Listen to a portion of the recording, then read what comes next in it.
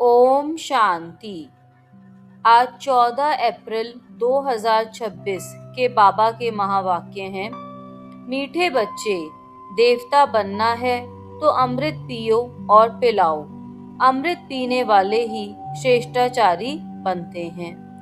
प्यारे मीठे बाबा, संगम युग पर आकर हमें ज्ञान अमृत पिलाकर कौड़ी से हीरा बना देते हैं।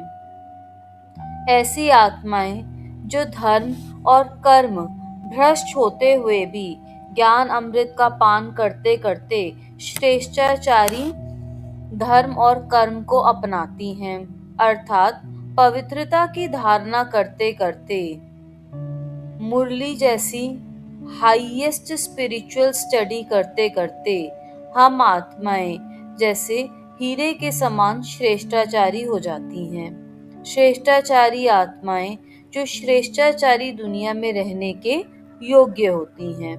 बाबा हमें बताते अनेक आएंगे जो ज्ञान से प्रभावित होते हैं, अच्छा कहेंगे, परंतु मेहनत ना हो पाने के कारण प्रजा में रह जाएंगे। किस चीज की मेहनत? जरा सोचते हैं कि ज्ञान मार्ग में क्या ऐसी चीज है जिसके लिए बाबा बार बार कहते हैं कि मेहनत करनी पड़ेगी।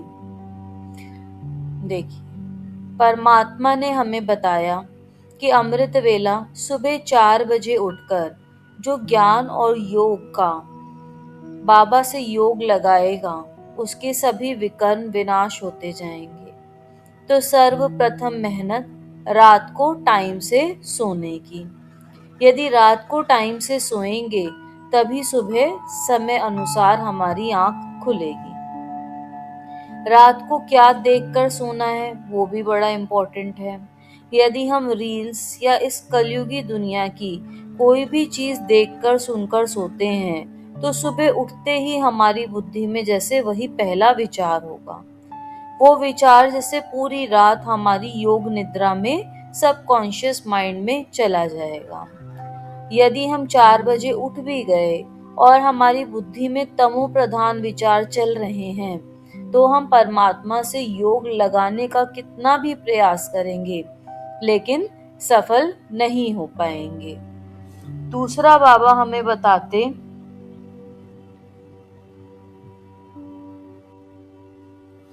इसी प्रकार अमृत वेले के बाद बाबा की मुरली अर्थात परमात्मा द्वारा उच्चारित महावाक्य नियमित रूप से सेंटर जाके सुनने की मेहनत। कई आत्माएं अमृत वेला करके सो जाती हैं। सेंटर पे मुरली जाने के समय तक उठ नहीं पाती और उस वायुमंडल का, पवित्र वायुमंडल का लाभ उठाने से चूक जाती है। मुरली केवल पढ़नी या डायरी में नोट करनी नहीं, बाबा कहते उसका आके विचार सागर मंथन करना है, अर्थात एक एक मुरली की पॉइंट को जीवन में कैसे धारण करना है इसके ऊपर हमें अपने लिए सोचना है। जैसे कि आज बाबा ने बोला अमृत पीना और पिलाना है। यदि हम सब ने ज्ञान अमृत पी लिया अर्थात बाबा से ज्ञान मुरली के रूप में ले लिया तो कैसे हम इसे दूसरों तक पहुंचाएं?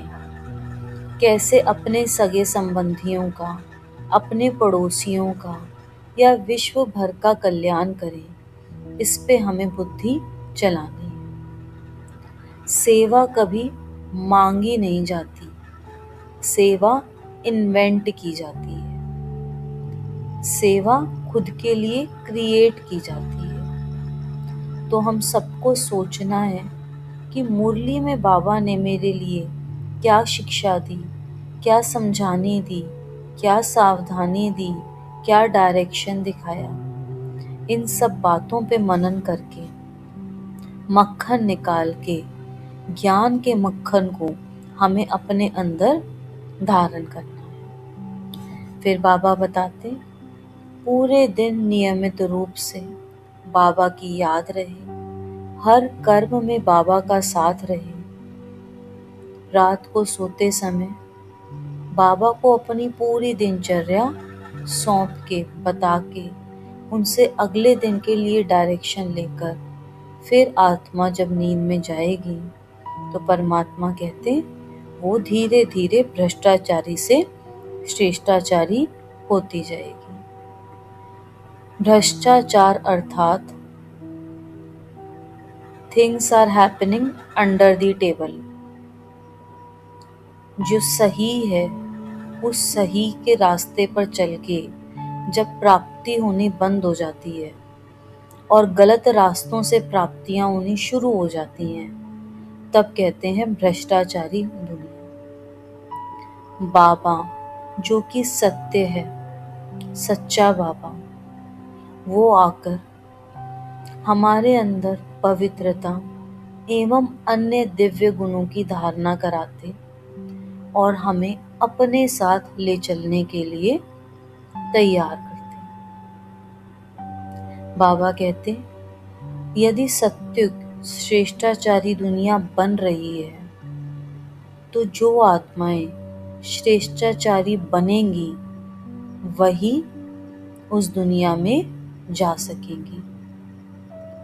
बाबा की मुरली चलती उनके बच्चों के लिए, तो जो आत्माएं मुरली सुनते भी अपने चरित्र को नहीं बदल पाती, जो मुरली सुनते करते भी अपने पुराने संस्कारों के जाल में फंसी रहती हैं, वो आत्माएं श्रेष्ठाचारी दुनिया को प्राप्त नहीं कर पाती। बाबा हमें बताते कि जो आत्माएं ज्ञान सुनते भी पत्थर बुद्धि बनी रहती हैं, वो आत्माएं सत्य की प्रजा के रूप में पाठ धारण करेंगी। प्रजा अर्थात जिसे राजा का ऑर्डर मानना पड़ेगा, जो इस संगम के समय में भी अपनी कर्मेंद्रियों के अधीन रहेंगी। बाबा मिलने के बाद भी जो मरजीवा जन्म नहीं अपना पाएंगी, वो आत्माएं आने वाले युग में प्रजा बन के जन्म लेंगी। अपने से पूछें कि क्या हमें प्रजा बनना है या राजा। फिर बाबा हमें बताते यदि बड़े नहीं समझते तो छोटे बच्चों को सिखाइए, कुमारियों को आगे खड़ा कीजिए। अपने अंदर किसी को भी ज्ञान समझाने की प्रैक्टिस होनी चाहिए। छोटे छोटे चित्र हमें अपने हाथ में रखने हैं ताकि हम खुद भी बाबा को निरंतर याद कर सकें और दूसरों को भी जीवन मुक्ति का पद बता सकें। अच्छा, ओम शांति।